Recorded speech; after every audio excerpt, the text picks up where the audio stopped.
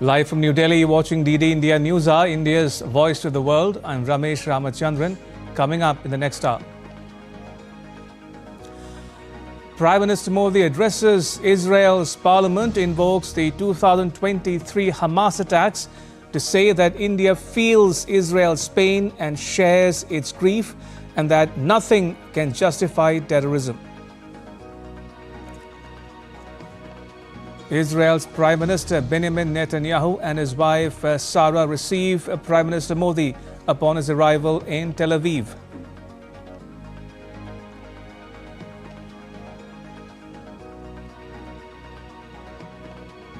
US President Trump delivers the longest ever State of the Union address, talks about immigration, economy and Iran. And the Louvre gets a new head. France effects a leadership change after high-profile theft at the Paris Museum.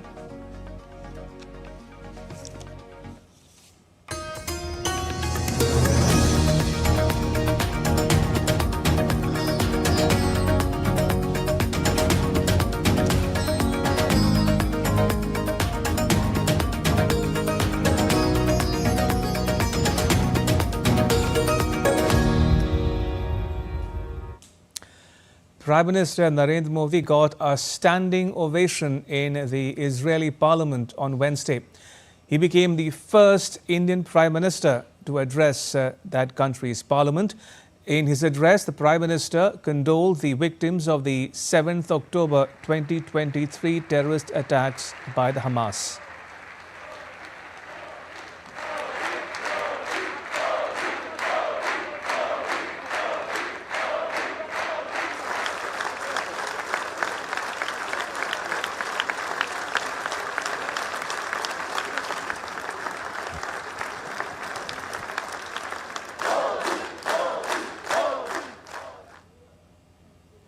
I also carry with me the deepest condolences of the people of India for every life lost and for every family whose world was shattered in the barbaric terrorist attack by Hamas on October 7. We feel your pain. We share your grief. India stands with Israel firmly, with full conviction in this moment and beyond. No cause can justify the murder of civilians. Nothing can justify terrorism. India has also endured the pain of terrorism for a long time. Prime Minister Modi called for a coordinated global action to counter terrorism. He declared terrorism is a global threat that knows no borders. Countering it effectively requires united, coordinated action from the international community. Aims to destabilize societies, to block development, and to erode trust. Countering terrorism requires sustained and coordinated global action, because terror anywhere threatens peace everywhere. That is why India supports all efforts that contribute to durable peace and regional stability.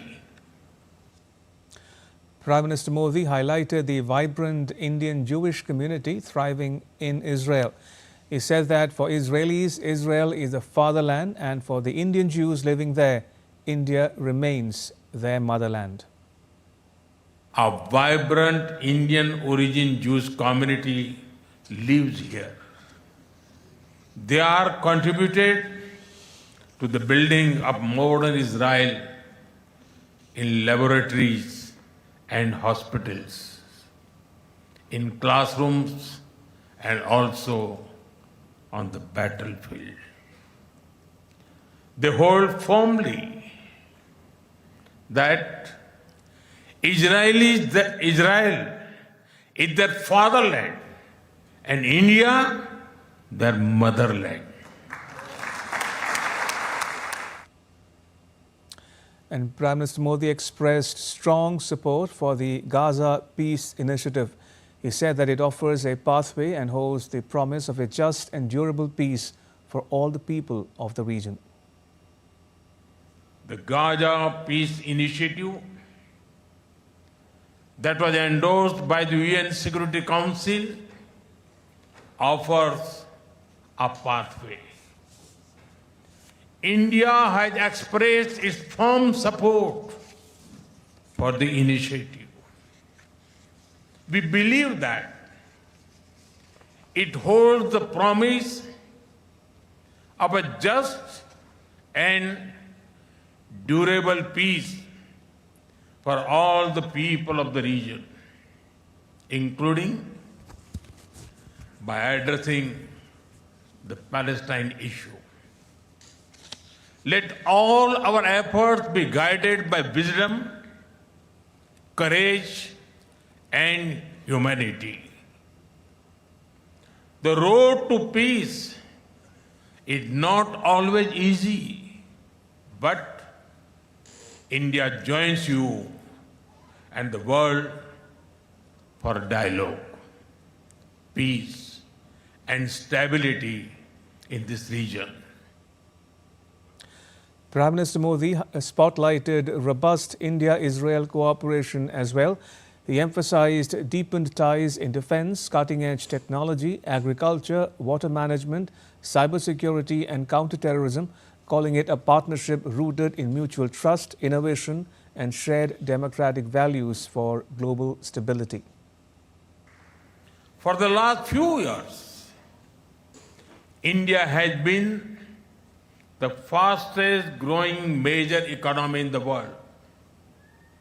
Soon, we will be among the top 3 economies globally.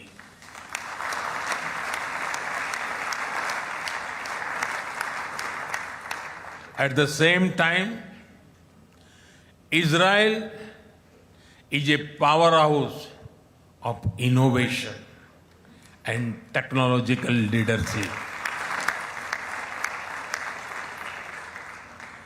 This creates a natural foundation for our forward-looking partnership. We are committed to expanding trade, strengthening investment flows, and promoting joint infrastructure development.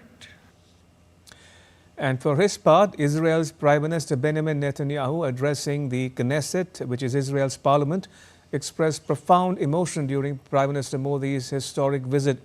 He said, "I've never been more moved than by the presence of my dear friend Narendra Modi here in Israel as a steadfast ally of our nation and a great champion of the thriving Indian-Israeli alliance."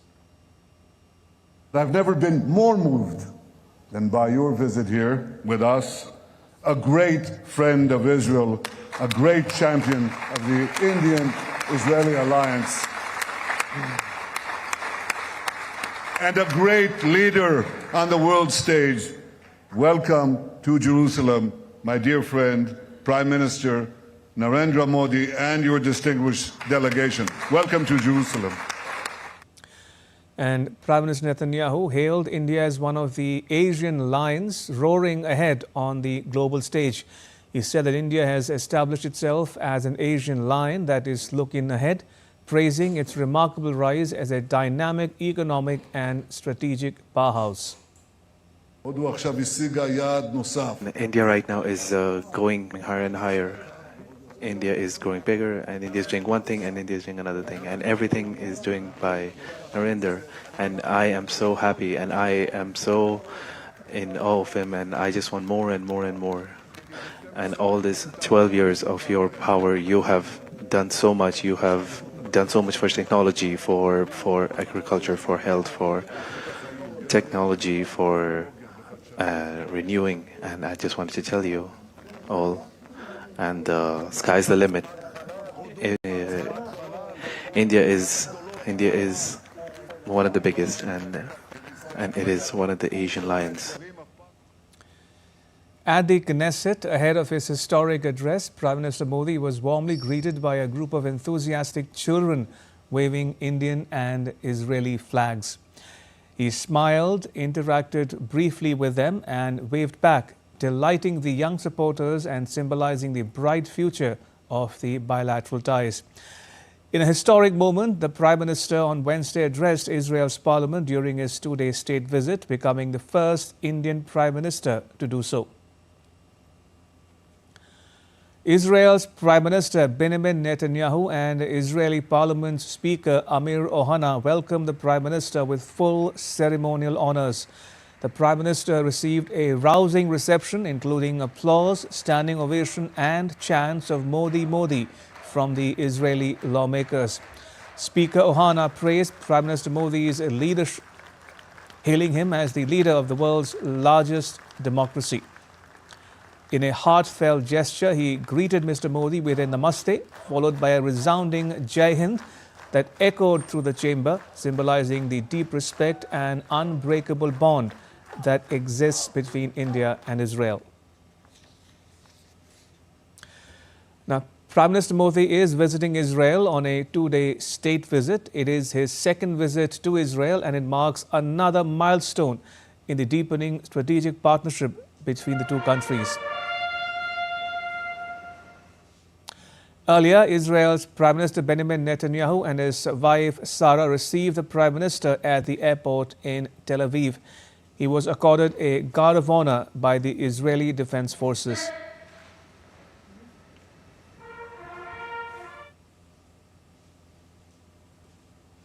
The welcome ceremony included an official reception with the two Prime Ministers exchanging greetings and participating in a tete-a-tete at the airport lounge. Prime Minister Modi received a vibrant and culturally rich welcome from the Indian diaspora upon his arrival at his hotel in Jerusalem. Hundreds of people of Indian origin gathered outside the hotel, waving the Indian tricolour and holding portraits of the Prime Minister. The atmosphere came alive with energetic folk dances and traditional performances, blending classical and regional styles that showcase India's vibrant heritage. Cheers echoed as he emerged. The Prime Minister interacted with the performers and the enthusiastic crowd, exchanging greetings and smiles. The reception highlighted strong people-to-people ties, complementing the deepening strategic partnership between India and Israel. And now take a listen to what members of the diaspora had to say while welcoming the Prime Minister. Very happy because I'm waiting for him from 7 years. 2017 also he came, but I couldn't meet him. I attended the event, but I couldn't meet him. Today directly I see him and he gave me shake hand. I'm very happy. This is my lifetime achievement. We are representing the Indian culture here for the last 30 years. We are calling Namaste Israel for Ashdod city, the biggest city of Jewish community here in Israel, Indian Jewish community. Wow, amazing. He shook my hand. I danced for him. It was amazing. It was very exciting. He took a lot of attention, and some of us had the chance to talk to him, and he got a lot of interest in what we are doing. He's a very nice person. We only pray that India-Israel friendship will always grow. And we want him to come again. It was very nice. He greeted all of us, and it was very nice to see him in this country. We are very lucky to have the opportunity to meet him here. It was a pleasure to have a brief interaction with him, and it was nice to greet and see this Indian community here in Israel. Great experience, like we feel honored, and this is like a dream come true moment for everyone who is Indian, and meeting him here in abroad, it was such a dream come true moment for us. It is a real honor to meet with him, our Prime Minister Narendra Modi ji, and what you can say under his times, and like that we as a global employees feel very confident and proud. It was very exciting. I was very happy to see Prime Minister Modi for the second time here in Israel. It's a great honor for us as a state, as a people, and we hope that the collaboration between the two states will continue and we'll have an alliance and good friendship for the future in many fields. I'm very happy to see Modi ji because I am from the same city from Ahmedabad, and I talked to him in Gujarati, so I was very happy. And I want to thank you, Modi ji, to visiting us, and hope to continue the relationship with India and Israel. My mama and papa come from Maharashtra, Mumbai. For me, it's much more specially than other Israelis, so I'm very glad to see him, and I really hope to meet him personally and shake his hand and talk with him about the Indian Jewish. And joining us is Ambassador Ashok Sajanhar. Ambassador Sajanhar is a former Indian envoy to Kazakhstan, Sweden and Latvia. Ambassador, welcome to DD India News Hour. What did you make of the Prime Minister's speech to Israel's parliament? Thank you very much, Ramesh, for having me. Welcome. I thought it was a very comprehensive speech. I thought it was very inspiring in terms of the choice of words and what he chose to focus on. It was, sent out a very clear message, a very strong message about the unshakable partnership and friendship between India and Israel, and how there are several issues on which India and Israel, they stand together, they see eye to eye, and on the multitude of issues on which both the countries can cooperate. He did mention also about, first the issue was of terrorism and standing against terrorism for both the countries. And I think what truly stood out for me, Ramesh, in this context was that when the attack had taken place on the 7th of October 2023, the whole world was together in condemning this attack, that it is a terrorist attack, and all terrorism should be condemned without any reservations. But slowly and gradually, that support from Israel started withering away. That started getting diluted because of the manner in which the response by Israel was being carried out, in terms of the number of deaths, number of children who died, the destruction, the violence, etc. And there were very few countries. He was even, Prime Minister Benjamin Netanyahu was even taken to the International Court of Justice, declared a war criminal, etc. by countries, important countries like South Africa, Brazil, etc., even from Europe. But India is one country that has steadfastly stood with Israel, and that was the also the statement that the Prime Minister made, and he spoke in very in terms of the message that communicated, very grave voice, very decisive voice, very definitive voice that India continues to stand. I think that carried a very strong message. About the Abraham Accords also, he was very, very clear, and the need for peace. And he didn't mention the two-state solution, but he did say that peace has to be established, and India will stand with Israel as it seeks just peace and peace with dignity. So these were very, very important issues. Indeed. But a whole host of other issues also, he made very significant comments. Indeed. Ambassador, if you take a step back and look at the relationship as a whole, how would you describe India's ties with Israel? Have they come of age? Have they matured? And are they here to stay? What I will say, Ramesh, is that the ties are really at a takeoff stage. Meaning I don't want to go back into antiquity, history, etc. But if you look at 1950, when we recognized Israel, that was one stage. 1992, when diplomatic relations were established. 2017, when we had a strategic partnership that was established. I think the last 10 years have really taken the relationship to a very high level. It has, it has been an upward trajectory. The The similarity that comes to my mind is the Clinton visit of March 2000 to India and how that was instrumental in taking the relationship forward. So the 2017 visit by Prime Minister Modi, and after that there have been so many agreements, whether it's in the area of security, it's in the area of defense. Israel has today become the second largest supplier of weaponry. It is a storehouse of innovation. It is a storehouse of science and technology. And that is also coming in the area of agriculture, in the area of water technology, in the area of cyber security. There are a whole host of areas where we have been working together. But still, there is so much more to do, because today, if you look at the bilateral trade figures, they came down after 2023 attack. Today it is, I think, in the close to about $4 billion, which is not at all, commensurate with the potential that both the countries have. We are negotiating an FTA, which I would think that by the end of this year, we should be able to complete it. We are also taking our partnership to a special strategic partnership, but raising it to one notch higher. In the area of technology, I think there are so many possibilities.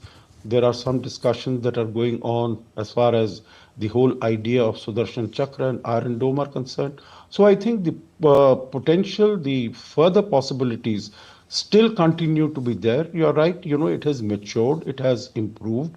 The progress it has registered over the last 10 years, I would say, is more than what it registered since 1992 or since 1950. But still, there are so many more things to do, particularly, Ramesh, because the world is very uncertain place. World is very unpredictable place. And these two are close partners, and both of them have, through thick and thin, stayed with each other. Even before we had established the diplomatic relations, we had received support even in the 1980s from Israel. Everyone knows about Kargil, everyone knows about Operation Sindoor. But I think there is so much more that we can do and take our partnership forward to new heights. Indeed, why not? Ambassador Sajjanhar, now Prime Minister Modi is someone who puts a lot of time, energy and effort into establishing a personal rapport with world leaders. He seems to enjoy a good equation with Prime Minister Netanyahu. How do you read their relationship?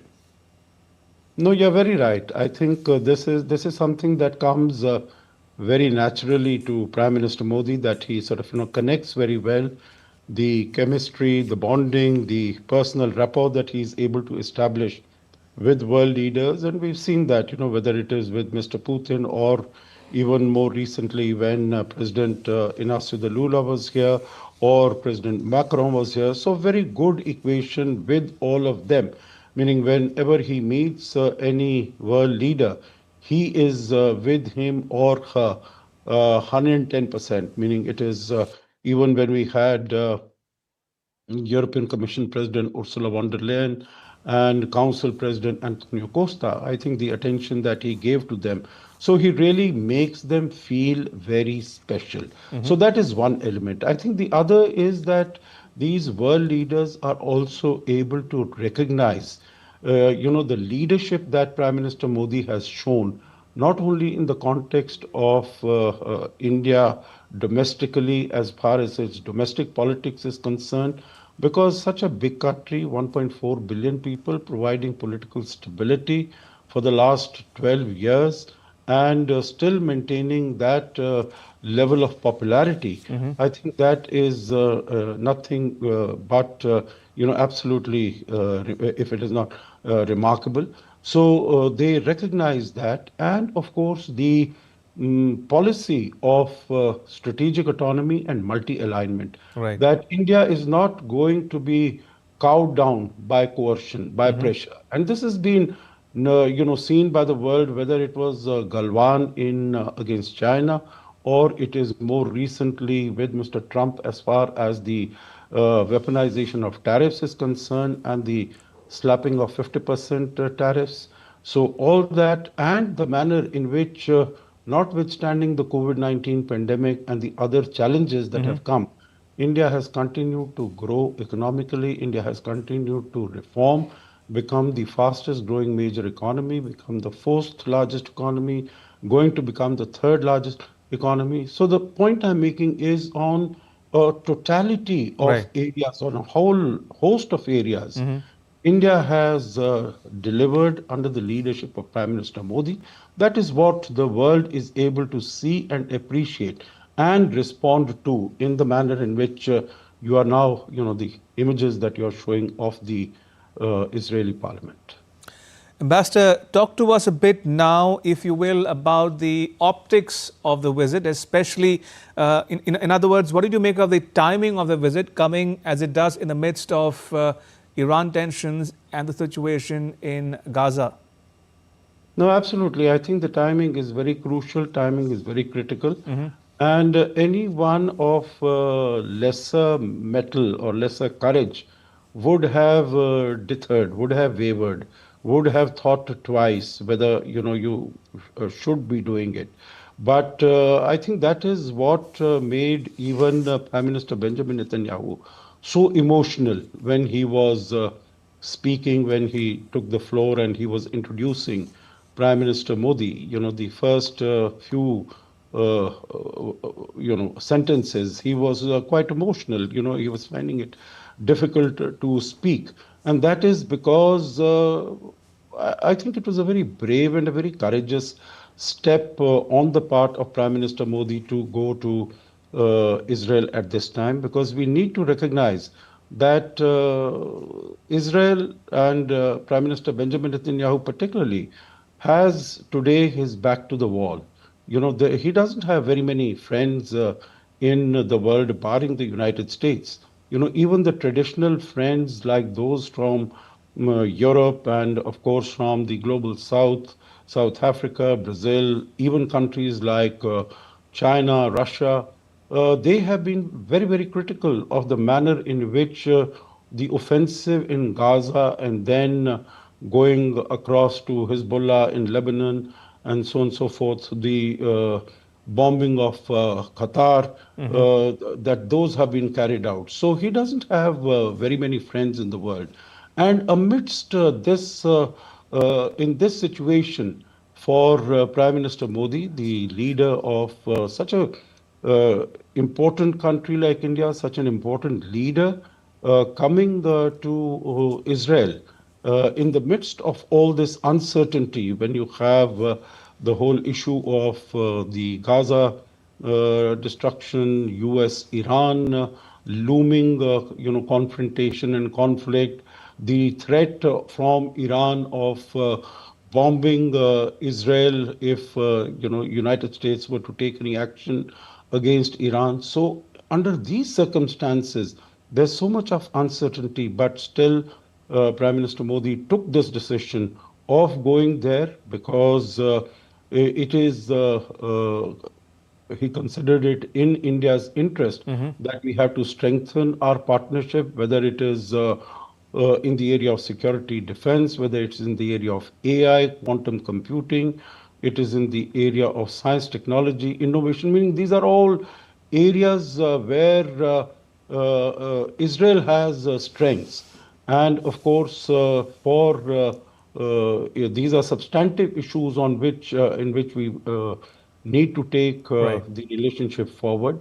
Of course, as far as India is concerned, meaning India could have, Ramesh, even postponed it by some time. India, in my view, finds itself today in a Goldilocks moment, because you have the whole world is really courting and wooing India. We've seen that. Macron coming, Lula coming, the European leadership coming, German Chancellor Merz was here. So I think they have been coming. But as far as Israel is concerned, barring Trump, since October 2023, there is no other world leader who has come. And that is why I think not only was Prime Minister Netanyahu at the airport, but even Mrs. Sara Netanyahu was also there, which is a doubly special gesture, if I could call it that way, because, Absolutely. Coming of Mr. Netanyahu was special, but the wife, when there is no feminine companion of the visiting dignitary, for at that time for Mrs. Netanyahu to also come to the airport, I think this was a special, extra special gesture of the friendship and respect that they accord to Prime Minister Modi. Ambassador Ashok Sajjanar, pleasure as always to talk to you. Thank you for your time. Appreciate it. Thank you very much, Ramesh. Likewise, pleasure for me. Right, and still to come on DD India News Hour. The UN General Assembly adopts resolution on Ukraine.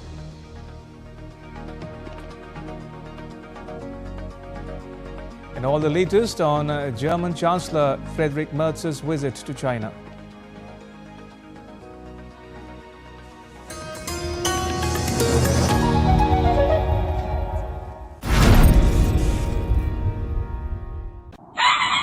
स्वागत आहे to magnetic Maharashtra.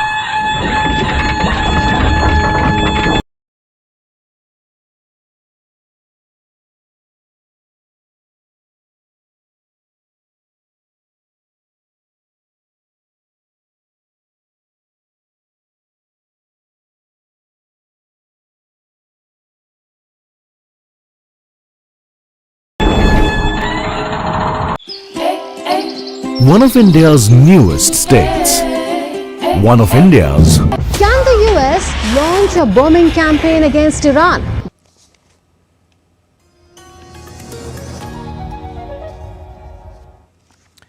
Welcome back. You're watching DD India News Hour. I'm Ramesh Ramachandran. Let's give you some more news about India and Israel. Now, ahead of Prime Minister Modi's visit to that country, the 10th meeting of the India-Israel Joint Working Group on Counter-Terrorism was held in New Delhi on 24th February. Both sides unequivocally condemned terrorism in all its forms and manifestations, including cross-border terrorism. They reaffirmed the principle of zero tolerance towards terrorism.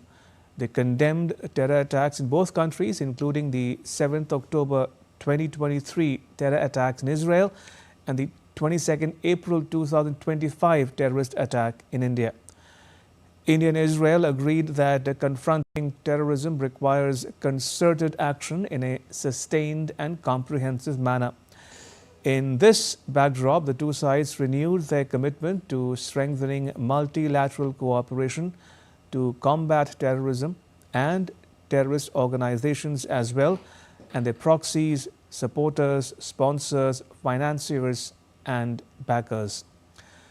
The two sides also discussed further strengthening of law enforcement and judicial cooperation, including information sharing and cooperation on mutual legal assistance requests.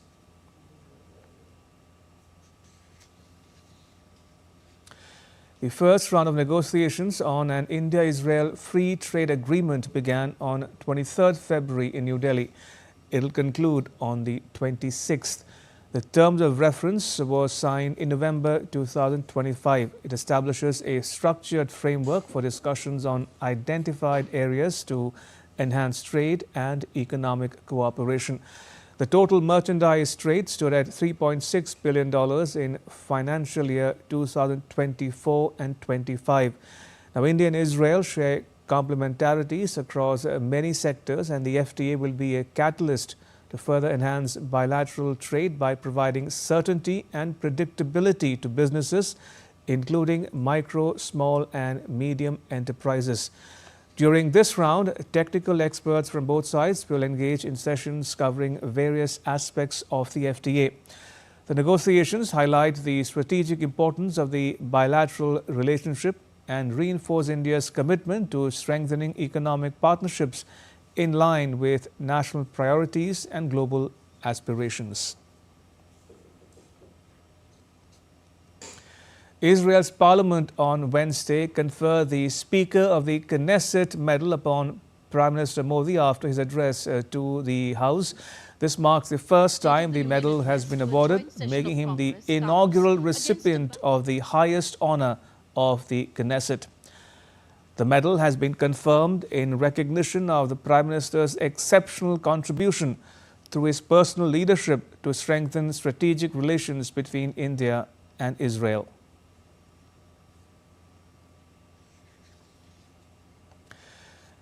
The Prime Minister now stands out as a rare world leader who has received top honors from both Israel and Palestine. In 2018, he was conferred the Grand Collar of the State of Palestine, the highest Palestinian honor for foreign leaders.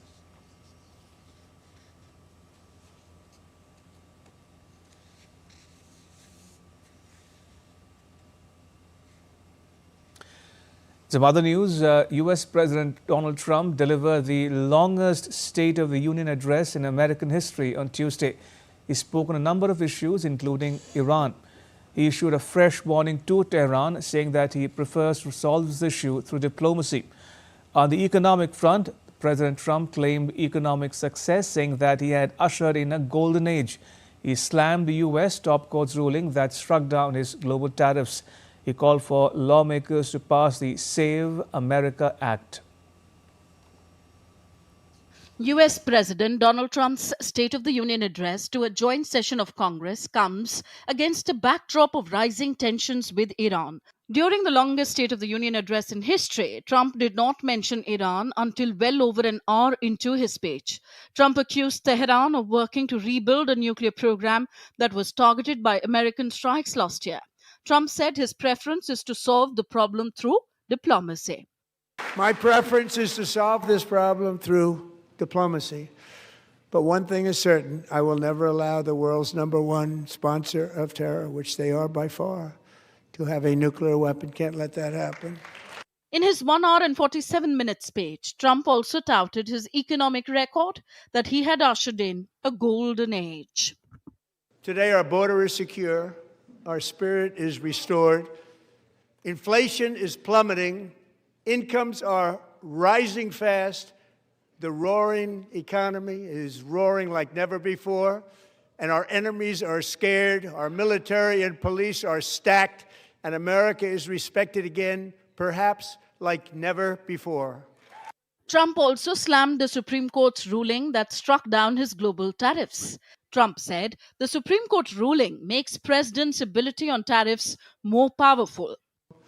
And then just 4 days ago, an unfortunate ruling from the United States Supreme Court. It just came down. It came down. Very unfortunate ruling. But the good news is that almost all countries and corporations want to keep the deal that they already made. President Donald Trump also urged the Congress to back what he described common sense legislation requiring voters to have proof of U.S. citizenship in the November midterm elections. Virginia Governor Abigail Spanberger delivered the Democrats' response to President Donald Trump's State of the Union address, slamming the U.S. president's policies. In his speech tonight, the president did what he always does. He lied, he scapegoated, and he distracted. And he offered no real solutions to our nation's pressing challenges, so many of which he is actively making worse. During his State of the Union address, Trump also welcomed the U.S. men's ice hockey team following their Olympic gold medal victory. The United States ended a nearly half-century wait for Olympic men's ice hockey gold with a 2-1 overtime victory against Canada in a thrilling final on Sunday. Trump declared the team's goaltender, Connor Hellebuck, would receive the Presidential Medal of Freedom. Bureau Report, DD India. The U.S. Treasury Department on Wednesday imposed new Iran-related sanctions on individuals, several entities and tankers, hours after President Trump laid out his case for a possible attack in his State of the Union speech. The Treasury's Office of Foreign Assets Control sanctioned over 30 persons, entities and vessels, it said, enabled illicit Iranian petroleum sales and Iran's ballistic missile and advanced conventional weapons production. It targeted multiple networks that enable Iran's Islamic Revolutionary Guard Corps to secure the precursor materials required for ballistic missile and other weapons production. The UN General Assembly voiced support for Ukraine on Tuesday when the 4th anniversary of the Ukraine-Russia conflict was observed. The US abstained from voting. The Assembly passed a resolution saying that it was committed to the sovereignty, independence, unity and territorial integrity of Ukraine within its internationally recognized borders. The resolution was passed by a tally of 107 countries in favor, 12 against and 51 abstentions from the 193-member Assembly. The resolution also called for an immediate and unconditional ceasefire and a comprehensive, just and lasting peace. And Ukraine's President Volodymyr Zelensky said on Wednesday that Russian claims that Kiev was trying to obtain nuclear weapons was an attempt to pressure Ukraine. In a press conference alongside Norway's Prime Minister Jonas Gahr Støre, President Zelensky said Ukraine unfortunately had no nuclear weapons and that the Russian claim came ahead of another anticipated trilateral meeting with representatives from Russia and the US at the beginning of March. Amid rising tensions and military signaling, Iran and the US are resuming crucial nuclear negotiations in Geneva. The US demands zero uranium enrichment, a condition Tehran rejects, even as President Trump insists that Iran will never acquire a nuclear weapon. With US naval deployments and Iranian drills near the Strait of Hormuz, the talks carry major implications for regional stability. DD India's Nishchoy Roy reports.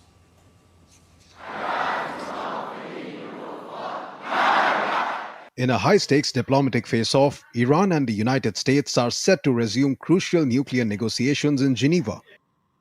Iranian Foreign Minister Abbas Araghchi left for Geneva on Wednesday to lead a third round of talks with the US. US envoys Steve Witkoff and Jared Kushner will meet the Iranian delegation, with Washington demanding zero uranium enrichment and limits on Iran's missile program. US President Donald Trump, in his State of the Union address on Wednesday, once again declared that Iran will never be allowed to build a nuclear weapon, accusing Tehran of pursuing what he called sinister nuclear ambitions. After Midnight Hammer, they were warned to make no future attempts to rebuild their weapons program, and in particular, nuclear weapons. Yet they continue. They're starting it all over. We wiped it out, and they want to start all over again. And are at this moment again pursuing their sinister ambitions. We are in negotiations with them. They want to make a deal, but we haven't heard those secret words. We will never have a nuclear weapon. But diplomacy is unfolding under the shadow of military signaling. The US has expanded naval deployments in the region, its largest build-up since 2003, while Iran has conducted military drills near the strategic Strait of Hormuz. Iran's Gulf neighbors and Israel increasingly view the risk of conflict as rising. From an international relations perspective, this moment reflects a contest over deterrence credibility, regional influence, and the future architecture of non-proliferation. As negotiations resume in Geneva, the pressing question remains: can diplomacy outpace escalation? Nishchoy Roy, DD India. France has appointed Christophe Lehibeau as the new head of the Louvre. A French government spokesperson said the new head, currently leading the Palace of Versailles, will focus on strengthening security and modernizing the museum following the October theft of jewels worth more than $100 million. The leadership change comes after President Emmanuel Macron accepted the resignation of the outgoing director, who faced sharp criticism following the theft. Germany's Chancellor Friedrich Merz won a pledge by China to import more high-quality goods from Germany on Wednesday during his visit to Beijing. On his first visit to China as Chancellor, Mr. Merz was accompanied by a large business delegation. His visit follows his warning this month that the post-war international order underwritten by the US alliance with Europe was no more, and that Europe must stand on its own in a world of great power rivalry. A bus service between the two Indian cities of Kolkata and Agartala via Bangladesh's capital Dhaka has resumed operations after an 18-month suspension. The international bus service resumed operations on Tuesday through the Agartala-Akhora integrated land port. The Royal Maitri service had been suspended because of political turmoil in Bangladesh. With conditions stabilizing and visa services resuming in Agartala, the service is set to strengthen cross-border connectivity and travel between India and Bangladesh. Sri Lanka's authorities arrested the country's former intelligence chief Suresh Saleh on Wednesday in connection with the 2019 Easter Sunday terror attacks that killed 279 people. Police said that the retired Major General was taken into custody at dawn in a suburb of Colombo. Earlier, Sri Lanka's top court found the country's former President Maithripala Sirisena and other officials negligent of failing to prevent the attack. Time for a short break. Keep watching DD India News Hour. Don't go anywhere.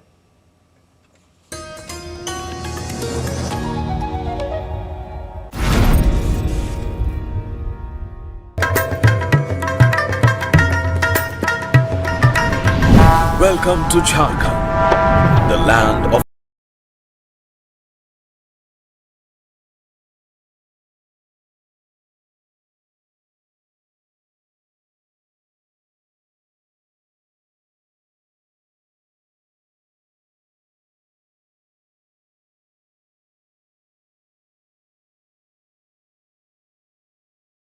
forests.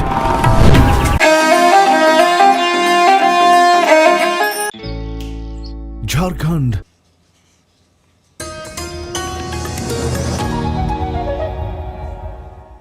Welcome back. You're watching DD India News Hour. I'm Ramesh Ramachandran. The National Investigation Agency has apprehended 2 more terror operatives allegedly involved in the Delhi Red Fort area bomb blast conspiracy, taking the total number of arrests in the case to 11. The duo, identified as Zamir Ahmed Ahangar of Ganderbal and Tufail Ahmed Bhatt of Srinagar, had supplied the weapons to the prime accused for the blast and were engaged in the collection of arms and ammunition intended for use against the Indian state. 11 persons were killed and several injured in the blast that shook the national capital on 10th November 2025. The prime accused, Omar Onnabi, was also killed in the deadly explosion. As per the findings of the National Counter-Terror Agency, the Delhi blast conspiracy was masterminded by Omar, along with other accused, namely Muzammil Ganai, Shaheen Saeed, Mufti Irfan, Adil Ahmed Rathar, as well as 5 others who had provided shelter and logistical support to the main conspirators. These 9 men were arrested earlier from various locations in Jammu and Kashmir and Haryana. The All India Institute of Medical Sciences near Hyderabad in Telangana state is leveraging artificial intelligence to deliver improved healthcare and also conducting research to expand its applications in future. Its director, Dr. Amitha Agarwal, has spoken about the need to adapt thinking and practices in line with evolving technology and how her institute is imparting targeted training to new doctors and creating awareness among nursing staff to align with these advancements. Intelligence is going to play a major role in healthcare, as we have seen during the current summit. The Ministry of Health and Family Welfare, under the eHealth AI initiative, asked us to validate certain AI solutions. The AIIMS BB-Nagar helped in validation of diabetic retinopathy and recognition of skin lesions by using AI. So these projects have finished, and gradually this technology should move to the clinic. In addition, we are also doing capacity development of our staff, taking help from IIT Hyderabad as well as NIT Warangal. Artificial intelligence is now reshaping India's judicial system, from research and translation to live streaming of court proceedings. India's top court is leading this digital push with AI tools aimed at faster, more accessible justice. Here's a report on how technology is transforming India's judiciary. Take a look. Intelligence is rapidly expanding its reach, and courts and the judicial system have not remained untouched. From managing court cases to preparing petitions and other legal documents, the role of AI has grown significantly. In India, while proceedings in lower courts are conducted in local languages, high courts and the Supreme Court function in English, making the timely translation of documents a major challenge. AI is playing a crucial role in translating documents from major Indian languages into English. To assist judges with judicial research, a platform called the Supreme Court Portal for Assistance in Court Efficiency has been developed. Additionally, for translating documents, the Supreme Court has created a legal translation software that can translate all major Indian languages with the help of AI. In 2023 alone, 36,000 Supreme Court judgments were translated into 19 Indian languages using this software. AI is also being used for live streaming of court proceedings and for preparing transcripts of lawyers' arguments. AI software has also been developed to help file petitions and correct errors in them. The Supreme Court initiated this project with the assistance of IIT Madras. Following the success of these experiments in the Supreme Court, several high courts and tribunals are also focusing on the use of AI. AI is also introducing new models to make lawyers' work easier, which are expected to reduce litigation cost and help deliver quicker judgments. Meanwhile, an Indian startup, RET, has developed a platform where anyone can share the legal problem and speak free of cost with experienced legal experts. Today, this startup is working with more than 60 big companies. कि आपकी जो भी service है उसका क्या state है, क्या status है, क्या वो लॉयर वेरीफाई कर रहा है, उसे कौन सा लॉयर वेरीफाई करेगा, किस तरीके से करेगा, आपकी क्या एक्चुअली में रिक्वायरमेंट है, और ये सारी चीजें हमने एक ही प्लेटफॉर्म पे इंटीग्रेट कर दी है. Considering the growing role of AI in the judiciary, the government is also paying special attention to it, along with upgrading court infrastructure. In the third phase of the e-courts project, launched in 2023 with a budget of 7,210 crore rupees by the central government, special emphasis has been placed on developing AI tools. Overall, in the coming days, AI will be widely used in the Indian judicial system, helping not only in delivering faster justice, but also in making court decisions easier for people to understand. Bureau Report, DD India. And that's all for this edition of DD India News Hour. You can get the latest news on the DD India mobile app on both Android and iOS platforms. Scan the QR code to download it. And we'll be back with more news as it breaks. I'm Ramesh Ramachandran. From all of us here in New Delhi, thanks for watching DD India News Hour.